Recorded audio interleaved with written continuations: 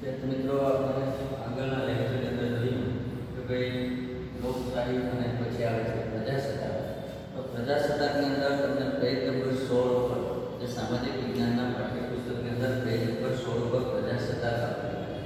પ્રજાસત્તાક એટલે કે રાજ્યના વડા કોણ હોય? રાજ્યપાલ. રાજ્યપાલ અને રાષ્ટ્રપ્રમુખ, જેને રાષ્ટ્રપતિ કે રાષ્ટ્રપ્રમુખ અને એક જ છે. રાષ્ટ્રપ્રમુખ અમુક કુટુંબની વ્યક્તિ ન હોય એવો લોકો દ્વારા પ્રત્યક્ષ કે પરોક્ષ રીતે ચૂંટાયેલા હોય, લોકો પાસેથી પ્રત્યક્ષ કે પરોક્ષ રીતે સત્તા પ્રાપ્ત કરનાર સરકાર, એને આપણે પ્રજાસત્તાક કહીએ છીએ. એટલે આપણી જે શાસન વ્યવસ્થા છે એ શાસન વ્યવસ્થાની અંદર પ્રજાસત્તાક લોકશાહી સ્વીકારે છે. એટલે આપણે જે કોઈ રાજ્યના વિશિષ્ટ હકો, એટલે કે રાષ્ટ્રપતિ હોય, વડાપ્રધાન હોય, મુખ્યમંત્રી હોય, આ બધા જે છે એ આપણે ત્યાં કોઈ પણ એક વ્યક્તિના હાથમાં નથી.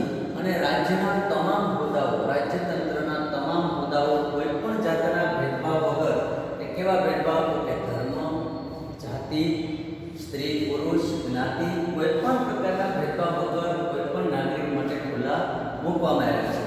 એની અંદર આપેલું છે, આટલું જાણવાની અંદર આપેલું છે કે ભાઈ રેકડી ચલાવતો મજૂર કે શાકભાજી વેચતી બહેન પણ ગામના સરપંચ બની શકે. એ સિવાય કડિયા કામ કરનાર કોઈ પણ વ્યક્તિ હોય તો એ પણ ધારાસભાની ચૂંટણી લડી અને ધારાસભ્ય બની શકે.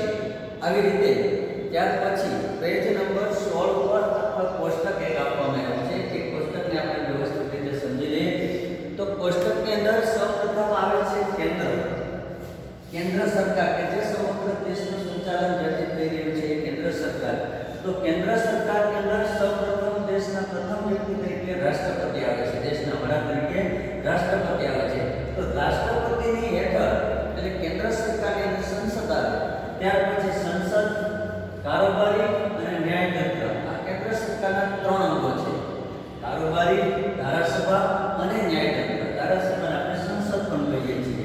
એટલે આમ ટૂંકમાં આ કેન્દ્ર સરકારના 3 અંગો છે: ન્યાયતંત્ર, ધારાસભા અને કારોબારી. હવે એની અંદર કારોબારીની અંદર આવે છે તો કે વડાપ્રધાન અને એનું મંત્રીમંડળ. આ બધા જે કારોબારીની અંદર આવે છે. ન્યાયતંત્ર અલગ છે, ન્યાયતંત્રની પછીથી વાત કરીશું. હવે ધારાસભા, તો ધારાસભાની અંદર આપણા દેશની ધારાસભા એટલે કે સંસદ 2 ગૃહોની બનેલી છે. એની અંદર એક લોકસભા અને બીજું રાજ્યસભા. તો લોકસભા અને રાજ્યસભા આ બંને ગૃહો છે. આ 2 ગૃહોની જે વાત કરીએ તો રાજ્યસભા છે એ ઉપલું ગૃહ છે, જ્યારે લોકસભા છે એ નીચલું ગૃહ છે. એટલે રાજ્યસભાના આત્મ સત્તાઓ વધારે હોવાના કારણે એને ઉપલું ગૃહ કહેવામાં આવે છે અને લોકસભા છે એ નીચલું ગૃહ છે.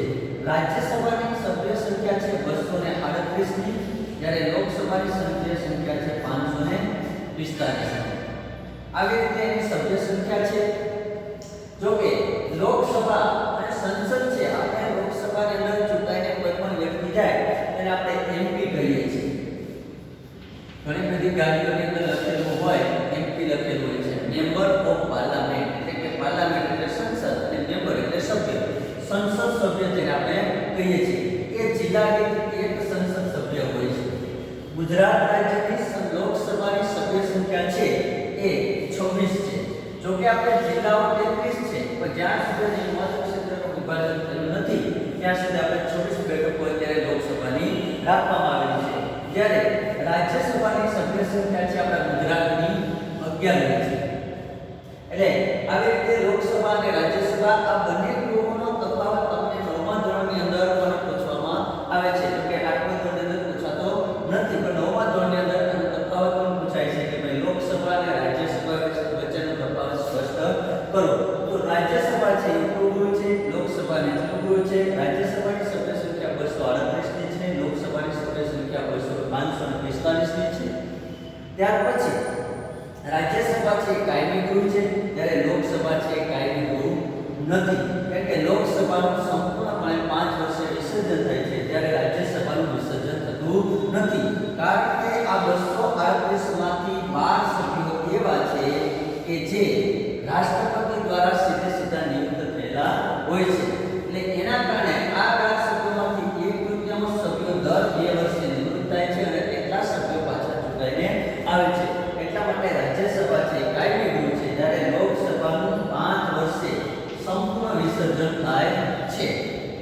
આવી રીતે રાષ્ટ્રપતિ હેઠળ જે સંસદ, ધારાસભા, કારોબારી અને ન્યાયતંત્ર આ બધું રાષ્ટ્રપતિના માર્ગદર્શન હેઠળ અને દેખરેખ હેઠળ ચલાવવામાં આવતું હોય છે. અત્યારના આપણા રાષ્ટ્રપતિ છે એ રામનાથ કોવિંદ છે. ત્યાર પછી વડાપ્રધાન અને એનું મંત્રીમંડળ. તો કે વડાપ્રધાન આપણે ખબર જ છે બધાને કે નરેન્દ્રભાઈ મોદી છે અત્યારના દેશના વડાપ્રધાન છે. પણ વડાપ્રધાન કારોબારી આખી છે એ વડાપ્રધાન અને પ્રધાનમંડળ પ્રધાનમંડળ દ્વારા ચલાવવામાં આવતી હોય છે. રાષ્ટ્રપતિની નિયુક્તિ વડાપ્રધાન દ્વારા જ કરવામાં, વડાપ્રધાનની નિયુક્તિ છે એ રાષ્ટ્રપતિ દ્વારા કરવામાં આવતી હોય છે. એની અંદર કે ભાઈ લોકસભાની સભ્ય સંખ્યા 545 છે. એમાંથી જે પક્ષ છે, ઘણા બધા પક્ષોના ધારા સંસદ સભ્યો તરીકે પોતે ઉમેદવારી કરી હોય છે, પણ એમાંથી જે ચૂંટાઈને આવે છે એમાંથી 545 સમગ્ર દેશમાંથી, આમ તો 543 સભ્યો ચૂંટાઈને આવે છે. જે સભ્યો ઇન્ડો ઇન્ડિયન સભ્યોની નિમણૂક કરવામાં આવે છે. 543 સભ્યો ચૂંટાઈને આવે છે. એમાંથી જે પક્ષને સ્પષ્ટ બહુમતી મળી હોય, એટલે કે જેના સંસદ સભ્યો એમપી મેમ્બર ઓફ પાર્લામેન્ટ સંસદ સભ્ય જેના વધારે ચૂંટાઈને આવ્યા હોય એમાંથી કોઈ પણ એક વ્યક્તિની વડાપ્રધાન તરીકે રાષ્ટ્રપતિ નિયુક્ત કરે છે. અને રાષ્ટ્રપતિ છે એ વડાપ્રધાનને નિયુક્ત કરે, પછી વડાપ્રધાન એના જે સભ્યો છે એ સભ્યોમાંથી મંત્રીમંડળની રચના કરે છે અને એમાંથી અલગ અલગ ખાતાઓની ફાળવણી કરે છે. જેમ કે ગૃહ ખાતું હોય, શિક્ષણ હોય, આરોગ્ય હોય, નાણામંત્રી હોય, આવી રીતે અલગ અલગ ખાતાઓની વહેંચણી કરવામાં આવે છે. એટલે આવી રીતે રાષ્ટ્રપતિના માર્ગદર્શન હેઠળ વડાપ્રધાન અને એનું મંત્રીમંડળ છે એ કામ કરતું હોય છે.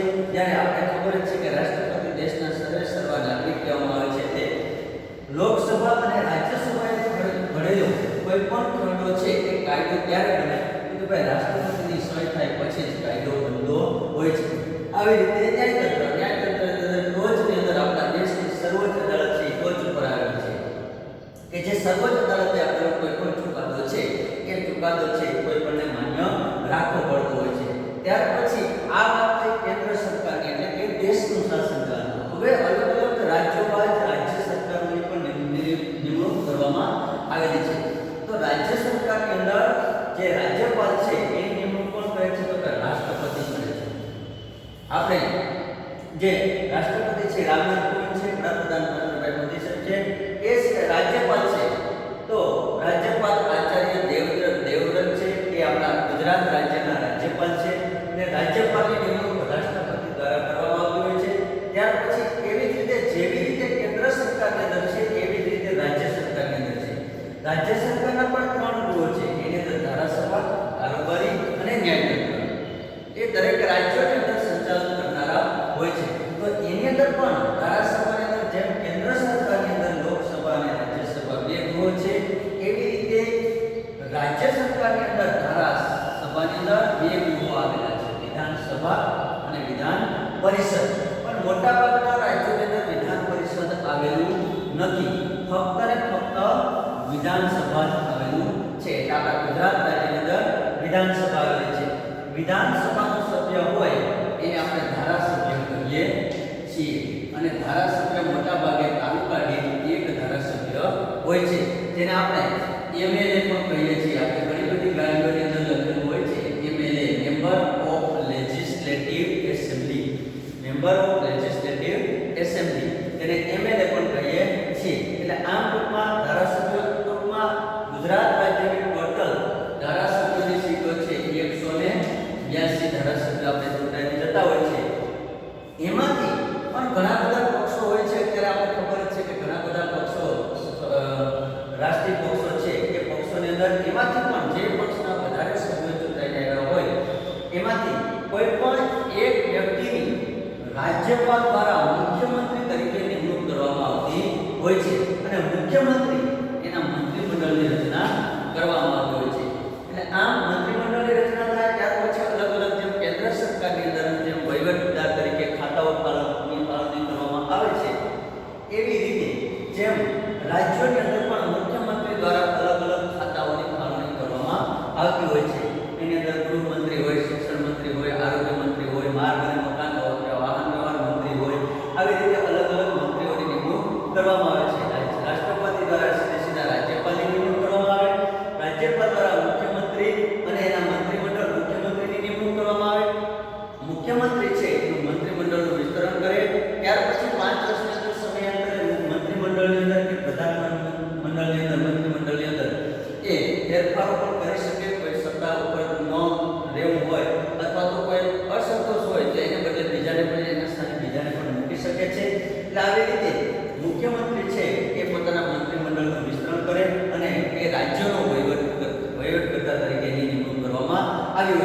બધા જે છે 5 વર્ષ સુધી નિયુક્ત થયેલા હોય છે.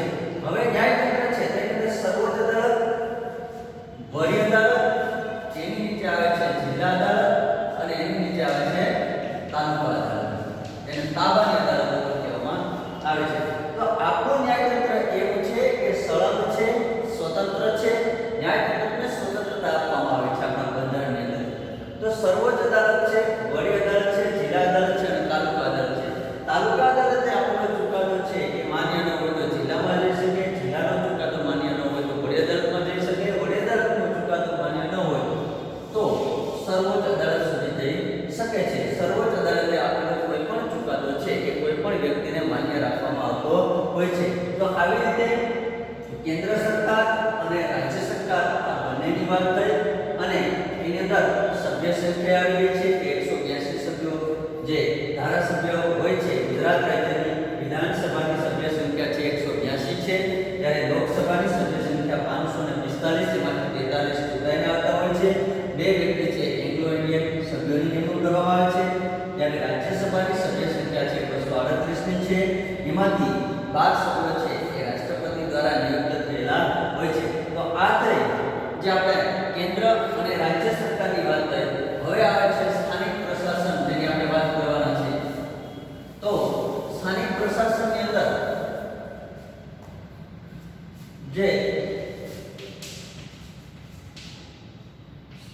સ્થાનિક પ્રશાસન જેની આપણા પાઠ્યપુસ્તકની અંદર ટૂંકમાં માહિતી આપેલી છે એની અંદર આપેલું છે પંચાયતી રાજ અને બીજું આપેલું છે મહાનગરપાલિકા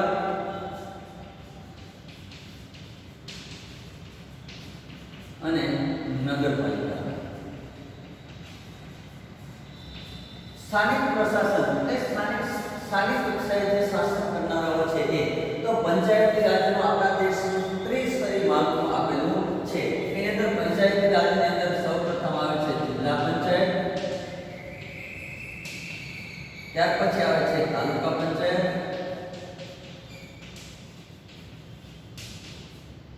અને ત્યાર પછી આવે છે ગ્રામ પંચાયત.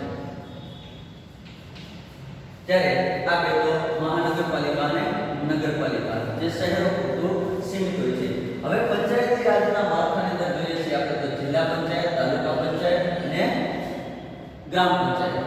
તો જિલ્લા પંચાયતનો સભ્ય હોય એને આપણે જિલ્લા પંચાયત પ્રમુખ તરીકે ઓળખીએ છીએ, જ્યારે તાલુકા પંચાયતનો સભ્ય હોય તેને તાલુકા પંચાયત પ્રમુખ તરીકે ઓળખીએ છીએ. ગ્રામ પંચાયતના હોય વડા તરીકે આપણે સરપંચની નિમણૂક કરેલી હોય છે.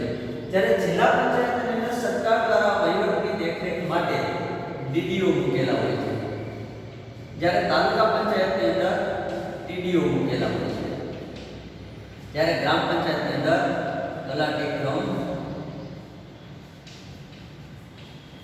મંત્રી. જિલ્લા પંચાયતની અંદર આ પ્રમુખો છે એ ચૂંટાયેલા આવેલા હોય છે, જ્યારે આ છે સરકારમાંથી કોઈ પણ પરીક્ષાઓ એક્ઝામો પાસ કરી અને ડીડીઓ અને તલાટી ક્રમ મંત્રી કોઈ સ્પર્ધાત્મક પરીક્ષાઓ પાસ કરી અને આવેલા હોય છે. એની અંદર ડીડીઓ તો કે ડિસ્ટ્રિક્ટ ડેવલપમેન્ટ ઓફિસર. ડિસ્ટ્રિક્ટ એટલે કે જિલ્લો, ડેવલપમેન્ટ એટલે વિકાસ અને ઓફિસર એટલે ઓફિસ જિલ્લા વિકાસ અધિકારી. ટીડીઓ એટલે કે તાલુકા ડેવલપમેન્ટ ઓફિસર, જેને તાલુકા વિકાસ અધિકારી તરીકે ઓળખીએ છીએ. જ્યારે ગ્રામ્ય કક્ષાએ ગ્રામ પંચાયતની અંદર વહીવટની અંદર દેખરેખ માટે તલાટી ક્રમ મંત્રીની નિમણૂક કરેલી હોય છે. એવી જ રીતે મહાનગરપાલિકા અને નગરપાલિકા બંને હોય છે. મહાનગરપાલિકાની અંદર મેયર હોય છે, જ્યારે નગરપાલિકાની અંદર પ્રમુખ તરીકે હોય છે. તો મહાનગરપાલિકાના મેયર પણ ચૂંટાય છે બધા 5 વર્ષ માટે.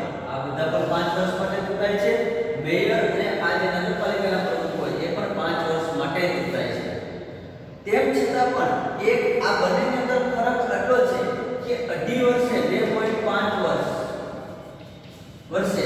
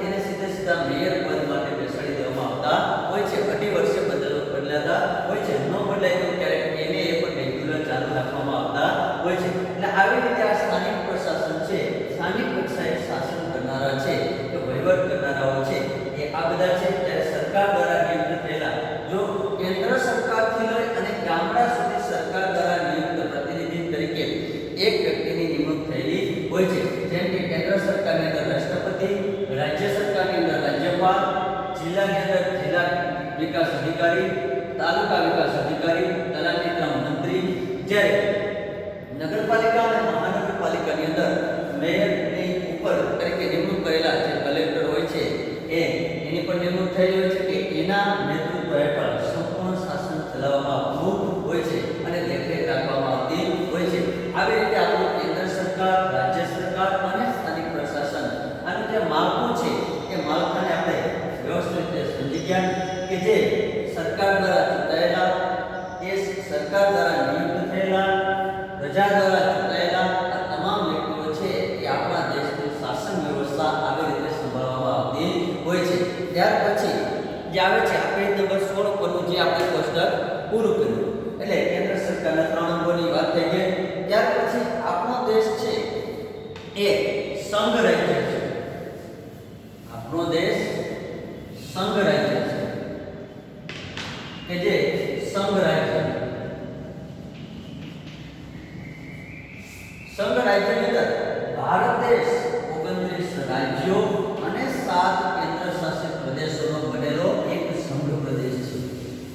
સંઘી વ્યવસ્થા સ્વીકારી છે. આપણે લોકશાહીની અંદર સંઘી વ્યવસ્થા સ્વીકારી છે કે ભારત દેશ એક સંઘ રાજ્ય છે. તો આપણા દેશની અંદર સિસ્ટમ જ એવી ગોઠવાયેલી છે બંધારણની અંદર કે ગામ અલગ થાય, તાલુકો અલગ થાય, જિલ્લા વહીવટની સરળતા ખાતર તાલુકાઓ અલગ કરવામાં આવે છે, જિલ્લાઓનું વિભાજન કરવામાં આવે છે, રાજ્યોનું પણ વિભાજન કરવામાં આવે છે. આપણે ખબર છે કે 2014 ની અંદર આંધ્રપ્રદેશમાંથી 9 જે 29મું રાજ્ય તેલંગાણા એને અલગ રાજ્ય તરીકેનો દરજ્જો આપવામાં આવ્યો હતો.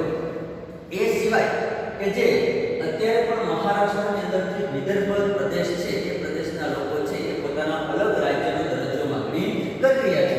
આવનારા સમયની અંદર 29 માંથી 30 રાજ્યો બની શકે છે. પણ 29 રાજ્યો અને 7 કેન્દ્ર શાસિત પ્રદેશોનો બનેલો ભારત એક સંઘ પ્રદેશ છે. એટલે ભલે કોઈ પણ રાજ્ય થાય પણ ભારત દેશ સાથે તો જોડાયેલું રહેતું હોય છે. એટલે આપણે સંઘી વ્યવસ્થા સ્વીકારી છે. સંઘી વ્યવસ્થાની અંદર પણ જે કેન્દ્રના વિષયો, રાજ્યના વિષયો અને સંયુક્ત કેન્દ્રના વિષયો એટલે કે કેન્દ્ર સરકારને કઈ બાબતો પર વધારે ધ્યાન આપવાનું હોય અથવા તો કયા ક્ષેત્રો છે એ પોતાના વહીવટ હેઠળ રાખવામાં આવતા હોય છે. તો કેન્દ્ર સરકારની અંદર વહીવટ માટે રાખવામાં આવે તો ભાઈ રેલવેની અંદર આપણે જોઈએ છીએ કે ભાઈ ભારતીય રેલવે લખેલું હોય. એ સિવાય પોસ્ટ તો કે ભારતીય ડાક બોર્ડ લખેલું હોય છે. એ સિવાય બેંક તો કે ભારતીય રિઝર્વ બેંક. પછી વીમા તો કે ભારતીય જીવન વીમા નિગમ. આ બધા કેન્દ્રના વિષયો છે. જ્યારે એ સિવાય કેન્દ્રની અંદર શિક્ષણ કેન્દ્રની અંદર આવે છે અને રાજ્યની અંદર આવે છે. સંયુક્ત વિષયમાં આવે છે. બંને વિષયો આવે છે. એટલે આવી રીતે કેન્દ્રના વિષયો, રાજ્યના વિષયો આ બધું તમારે 9મા ધોરણની અંદર પણ આવે છે. એટલે આવી રીતે જે સંઘ રાજ્ય જે ભારત દેશ છે સંઘીય વ્યવસ્થા સ્વીકારી છે. સંઘ રાજ્યની અંદર જે 29 રાજ્યો અને 7 કેન્દ્ર શાસિત પ્રદેશો છે એનો બનેલો ભારત એક સંઘ છે. કારણ કે અખંડ ભારત બનાવવા પછી ભારતનું વિભાજન ન થાય એટલા માટે થઈ અને આપણે સંઘીય રાજ્ય વ્યવસ્થા સ્વીકારી છે. એના પછી છેલ્લું આવે છે કે મૂળભૂત અધિકારો. આપણે 6 પ્રકારના અધિકારો આપવામાં આવ્યા છે. સ્વતંત્રતાનો, સમાનતાનો, બંધારણીય ઇલાજોનો, પછી શિક્ષણનો, ધાર્મિક સ્વતંત્રતાનો. આવા 6 પ્રકારના હકો આપણા બંધારણની અંદર આપણે આપવામાં આવે છે. એ પ્રમાણે આપણે ફરજો પણ અદા કરવાની હોય છે. પણ એની અંદર જે બંધારણીય ઇલાજોનો હક છે એને આપણે ડોક્ટર બાબા સાહેબ આંબેડકર કે જે આપણા બંધારણના ઘડવૈયા તરીકે આપણે જેને ઓળખીએ છીએ એ ડોક્ટર બાબા સાહેબ આંબેડકરે આને બંધારણના આત્મા સમાન બનાવવામાં આવ્યો છે. એટલે આવી રીતે ભારતનું બંધારણ છે આવી રીતે વિસ્તરેલું છે અને આ પાઠની અંદર લગભગ મોટા ભાગની તમામ બાબતોને આવરી લેવામાં આવી છે. અને એ પછી ન સમજાય તો જ્યારે આપણે રૂબરૂ મળશું ત્યારે એની વિવિધ રીતે ચર્ચાઓ પણ કરવામાં આવશે. હવે જે આ પાઠ છે આ પાઠનું સ્વાધ્યાય છે તમારે લખવાનું છે, એના પ્રશ્નો લખવાના છે. એ સિવાય કોઈ પણ પ્રશ્નો હોય તો એમાં જે કંઈ પ્રશ્ન